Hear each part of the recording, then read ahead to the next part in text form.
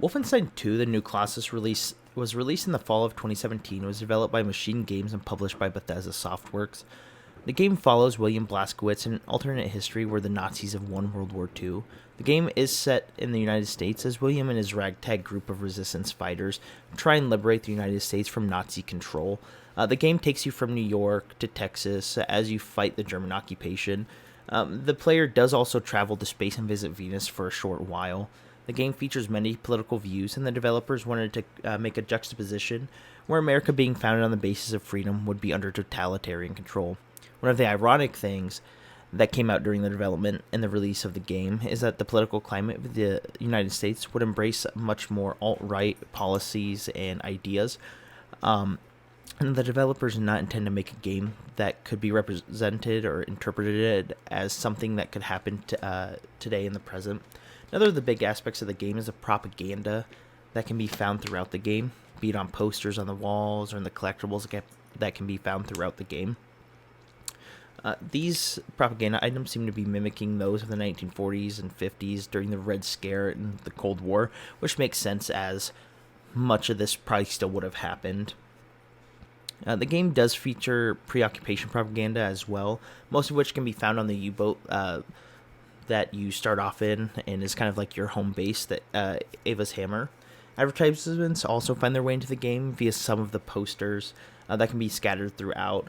These posters, just as the propaganda posters, mimic those of the 1940s, 50s, and 60s. Propaganda and advertisements play a big part in the real world to convince people about a product or a cause that they may be weary on. And to compare those found in the game, we must look at the history of both from the same time periods. Propaganda comes in many forms, be it posters, books, comics, songs, art, and movies. There are a lot of different kinds of propaganda as well. Some are truthful, some are deceitful, and some are subversive. Propaganda is also is always thought to be related to controversial topics such as war, but it can also be used to promote things that can be deemed good by the public. Emotion is one of the biggest players in propaganda. If a group of people believes in a cause and propaganda drives them to take action for it, it means that it did its job and was successful. And there are many kinds of propaganda, and there will be a few of those explored here today. These being enemy propaganda, democratic propaganda, as well as wartime propaganda. We will also be looking somewhat at advertisements and kind of what they were like. Enemy propaganda is the main propaganda that Hitler and the Nazis used to divide and cause fear among the German people. This type of propaganda can be seen throughout the game in some of the posters, of which show like people like Frau Engel with a caption of "protecting you from them." This poster is designed to spread fear of an enemy that the Reich has determined, but the people do not know who this enemy is. It is ambiguous and vague in the area of detail in this way. Mental confusion is one of the goals of this type of propaganda. If you can confuse the masses and make them feel confused emotionally, you will have succeeded. Hitler knew this all too well and would employ these tactics to take power in Germany. One of the things he did was when naming the Nazi Party where the words nationalists and socialists could be linked to causes that Germany and Germans alike may want to be part of. This would translate to the design of the Nazi flag as well. Hitler was scared that the imperial flag of Germany would hold too many emotions for the people and decided to redesign the flag using some of the same colors for familiarity's sake. The colors of the Nazi flag have a distinct meaning. The red was to help capture the German socialists, white for the nationalists, and the black swastika, and the white circle for the anti-Semitic platform that the Nazi Party was based on. Hitler was very successful in his use of propaganda to promote his party and the policies that he would later pass. Many of the rallies that he would hold would have close to 500,000 attendants. The Nazis would even commission a ministry of propaganda that would make sure that the press would stay in line with the Nazi Party. This can also be seen in Wolfenstein, as the collectible newspapers that can be found throughout the game have exaggerated stories of Nazi accomplishments, and broadcasting has all but been taken over as well by the Nazi Reich. This is seen when the player is decapitated in front of a large crowd being televised in the scene of Frau Engel on the nighttime talk show. Another aspect of enemy propaganda is the invisible enemy of the people. For the Nazis, they would turn their attention to non-Aryans and the Jewish people. The reasoning behind the Jewish people was that Hitler claimed that the Jews sold out Germany during World War I, which was also known as the Great War, and mingled too much with the foreign powers and were accused of all the problems of the nations. The Jews were not the only people targeted, but they were the largest. Other groups that would be targeted would be communists, trade unions, democracy, as well as people who were homosexual and people of the LGBTQ community. Hitler needed and used these groups to paint himself as omnipotent and that he would be the savior that Germany needed. Comparing the sense of power to, say, Frau Engel in the actual game is almost an exact replica of Hitler taking power over Germany. Engel uses Blaskowitz and the resistance as her scapegoat over the control that she has on the United States. When in reality, she wants power over people and sees herself as the savior that America needs. An example of the thirst for power from Engel is mentioned briefly above with the decapitation scene. But Blaskowitz was named enemy number 1 by the Nazis in America and all over the world. He would be known as Terror Billy. And when he is captured, Engel is all but excited to execute him. The execution gathers a massive crowd, mostly of Nazi soldiers, and she gives this grand speech before severing Blaskowitz's head from his body. This type of propaganda seems to be effective, and if the target audience is one that feels disenfranchised, and that they are alone in their feelings towards something. On the other hand, there is democratic propaganda. Democracy is, of course, based on the people, and the people have a say on what is going to happen in a country. This type of propaganda is used to inform the masses, not just during times of war, but during times of peace as well, and are used to enlighten the people. With this information does come some form of censorship, but usually only during wartime when it is deemed necessary. The purpose is so that the public may know the facts of what is happening in the country and during a war effort to make decisions. This can be contrasted by the way the Nazis treated their people. Censorship and hiding the truth from the people and taking away just about every ounce of freedom that they had so that the truth would be extremely hard to find and distribute. This seems to be the role of the resistance in Wolfenstein. They want the people to know what is happening under their noses, and the Nazis should not be trusted, and the American people need to fight back against their oppressors.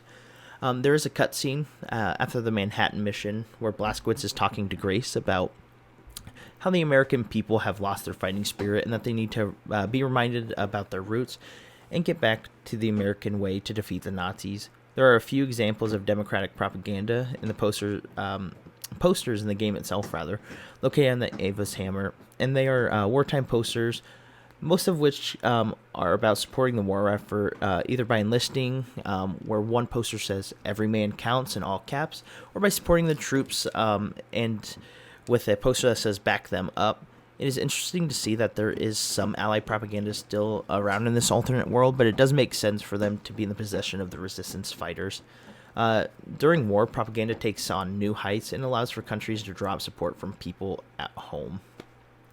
War propaganda is exactly what it sounds like, propaganda that comes about during war. In Wolfenstein, this type of propaganda can be used or can be seen on the Ava's Hammer. The Allied propaganda can be seen are those encouraging people to enlist in the armed forces. The posters show a German helmet with bullet holes in blood running down it, saying "Make every bullet count." This is, of course, telling those who are already enlisted or drafted to make sure that they are killing Nazis with efficiency. On the other spectrum, Nazis have their own in the game that could be considered to be war propaganda. There's one poster that shows German planes in the air, and the caption can be translated to "Come to the heroic fighter pilots." This again is trying to persuade people to join the Nazi cause and join one of their several armed forces. During World War II, wartime propaganda was at an all-time high. It was being able to be held for longer, and there was more money put into it than ever before. Propaganda's main purpose was to promote the war effort at home, to make sure that the people of a country would be ready to either take up arms or to assist in other ways. One of the ways that this was used was someone like Rosie the Riveter, who was used to inspire women to take up the jobs that were usually filled by men during the war. Many of the factories that the women would work in had a direct impact on the war effort. And as they were building munitions and war supplies, another way that the United States tried to get to, the war effort off its feet was the use of like victory gardens. The government wanted American people to grow food for themselves and the troops alike to prevent food shortages, as much of the food that was being produced was being shipped to the Allies. And there was very strict rationing in the United States. It was the government's duty to make sure that the people of the United States would be prepared for war, and wanted every able-bodied person's help with the effort. Another duty of the government had to its people was to make sure that everyone was staying informed with the progress of the war. One of the ways that they would do this would be by showing newsreel footage of soldiers in battle, with excerpts of news before showing of movies. Now, speaking about movies, movies were also another way that the government would convince the American people of the war effort. There were hundreds of movies that would be produced during World War II under the supervision of the Office of War Information. Many of these films would be war films and would recount a battle that had recently happened. People like the legendary actor John Wayne would play a huge part in making of these films, and would star in many of them instead of serving in the war himself. It is said that he did regret not serving in the war soon after, but many Hollywood actors would go on to serve in the armed forces, and many of them would return and make documentaries about their time in the war. The main mission for Hollywood was to raise morale of the people, so that the war effort may continue to paint the Allied countries as the end-all, be-all of good guys. Movies also make an appearance in Wolfenstein as well. On Venus, there are auditions for a movie about Terror Billy, BJ's character, the name given to Blazkowicz by the Nazis for all the damage he had done to them. The film was to be about the capturing, torturing, and killing of Terror Billy for all the crimes that he had committed against the Reich. And during the scene, the player, who is Terror Billy, auditions for the role, impresses Hitler so much due to the literal raw emotions that he shows and brings to the role. And soon after landing the role, movies and films are a powerful way to bring morale up and to help unite the people. One of the biggest differences between the Allies and the Nazi powers during the war was the censorship of the reporters. In Nazi Germany, everything was controlled by the Ministry of Propaganda, so that the people would not know the truth behind what is actually happening in the war and the Allies. Americans in this point wanted its people to know the truth and see how the war was progressing. The government knew that they even needed to know the bad things that were happening along with the good. The United States would even appoint war correspondents to report from the front lines to ensure American people were getting more accurate information. War propaganda did have another job as well. It was to demoralize the enemy and must break their will to fight. One of the ways this is done is to show the success of one's own military and the successes that they are making. The example of the flag planting on Iwo Jima comes to mind. In order for the enemy combatants to feel as if they are inferior to the might of the other side. Another way it can be done is by touting not just the military might of a country that they may have, but also showing how big of an economic power you are. If the enemy has to fight your armies and your money, they may rethink about what they are doing. One of the last things to do is to target the enemy leaders to make them look as bad as you possibly can, and make sure that the people of your nation feel that they are morally superior to the enemy, which in this case, in World War II, even being as objective as possible was not a hard thing to do when facing the likes of Hitler. The goal of war propaganda, especially during World War II, was to reach as many people as possible. And would help lead the charge in defeating Hitler and the Axis forces. Just to touch on it briefly, as just about every other form of media has been covered, radio would also play a huge role in the American war effort. And the President of the United States, Franklin Delano Roosevelt, would hold radio briefings that would be called fireside chats that would that would be used to inform American people on the work of the government and to help raise morale of those at home and overseas fighting. Advertisements and propaganda could really be compared side to side. Well, that is not the goal of this, but it is to look at the ways that these things appear in Wolfenstein and look at the real-world counterparts. American advertisements in the 1940s would be something that would be designed to cut away from the darkness that was World War II. Many of the advertisements, like the propaganda at the time, would be on posters and posted in department stores and the likes. Due to them mainly being located in department stores, meant that many of them would be targeted towards women and products that would appeal to them or a family member. Many of the advertisements that could be found in the 1940s, be it in magazines or on posters, would be for things like makeup, drinks, cigarettes, and food. In Wolfenstein, this would be true for all but makeup. That's the only one that doesn't really make it an appearance. Some of the advertisements that can be found for cigarettes in the posters depict as Nazi soldiers smoking a brand called Wolf, with a caption which is translated to "just everyone is smoking Wolf." If you compare this to an ad that came out during the war, Chesterfield Cigarettes put out an ad that depicts an American soldier, an American citizen, sitting outside getting ready to smoke with a caption, "With the veterans in U.S. hospitals, Chesterfield is by far the favorite cigarette." This ad is designed to invoke patriotism in the people who may buy Chesterfield cigarettes and make them feel closer to those who are currently serving. It could also be a way to try to draw up sales by having this heroic figure on the not the packaging, but on the ad as well. It is fun to see that both of these invoke this feeling of the best cigarette brand, which, if anyone knows, which I hope you do, cigarettes are not good. But that's not the only ad that makes an appearance. There is one in Wolfenstein for Super Beer. It has a man in a suit with a tall glass of beer pointing at the player or whoever is looking at it, saying, "Come have a drink," but is also captioned, feel rough, feel strong, drink Super Beer." So as before, let's look at a beer ad from the 1960s this time. An advertisement for Budweiser that has a man in a suit with his tall glass of beer pointing in the caption, Bud, the best reason in the world to pick a pear."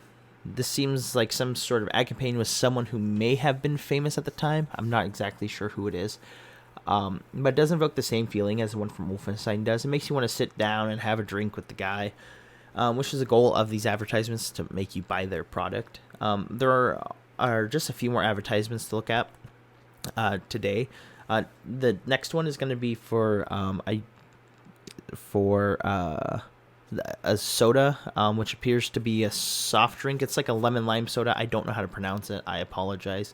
It's the caption just reads "fizzy lemonade with fruity flavors." The poster is very bland, as it is just a can of soda in a yellow-green light with the name on top.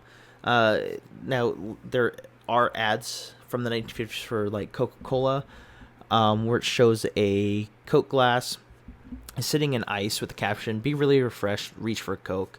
The advertisements are somewhat similar in style, where it's just kind of the drink right in the middle. The only difference is that the Coke advertisement is trying to convince you to become refreshed by drinking a Coke. The last advertisement that I want to look at will be for the protein Wurfel, which seems to be a protein snack or like a protein bar of some kind. And I'm going to compare it to something from America in the 1940s, which was a Sugar Crisp cereal ad. The Wolfenstein advertisement is really somewhat boring. I couldn't find a translation for it. I will have it on the screen, though.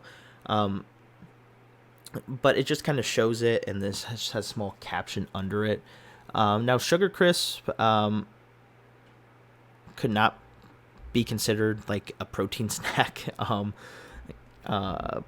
But the advertisement does say, "As a cereal is dandy, or eat it like candy," which means, I mean, it's sugar. That's all it is. It is a lot more vibrant, with a little bear singing about the cereal and how good it is. It is a little unfair to compare these two, because they aren't that similar, but they're about as close as I could get. But it is neat to see how we can compare and contrast these kind of things. And just like propaganda of the time, these advertisements were meant for consumers to buy a product, and in order to do so, one must be clever and come up with ways to make sure your product is getting the hands of the people. The way that it can change the outcome of things. Propaganda can be one of the most powerful forms of persuasion, especially in times of war. And this has been a long journey for us, looking at both the Allied and Axis sources of both of these kind of things. Propaganda can be found at all times, and if you look hard enough, you can still find it today on things like social media. Twitter, Facebook. They have these accounts that spew nonsense, or they post all these memes that claim certain things, which some of it is fake. Where we get the term fake news. But less than 90 years ago, Hitler had the same approach when it came to finding his voter base, just kind of spewing out nonsense and blaming other people for their problems. And this would actually lead to the killing of millions of people and can still be felt to this day. This is why games like Wolfenstein can be so powerful, not just as a game, but as a political statement as well. The game is not based on current events, and that's a good thing, because honestly, the current situation and the current sitting president of the United States is honestly nothing like Hitler. If he was, we would all be living much different life. This was not meant to get political at this point. But to get to my point about Wolfenstein being powerful, it shows that what may have happened if the Nazis would have won, and millions more would have died at the hands of Hitler's Reich, and how the world may have turned out. The majority of people became okay with totalitarianism in America. I don't know if they really became okay with it. I think it was more of they became complacent and just were trying to survive. The propaganda that is in Wolfenstein is mostly subtle, except for when Frau Engel is present. She brings this intimidating factor with her, and her speeches are filled with things that Hitler would have said in the 1930s. Thinking back, propaganda may have been the winning factor when it came to World War II. Films were made to boost morale, and this helped during the toughest parts of the war, and people knew that what was at stake due to the information that the American government was giving them. The people were united for one cause, and that was to win the war. The Germans were censored and made to believe lies, and may have hurt them in the long run, as even today they deny some of the things that happened during this time period. Advertisers are just as vital, but for brands and not national security. The original plan of this was to look at advertisements a little bit deeper, but after researching both, it seemed that propaganda was a much bigger thing and deserved the spotlight. Both are powerful tools of persuasion and could be the deciding factor in many things, especially war.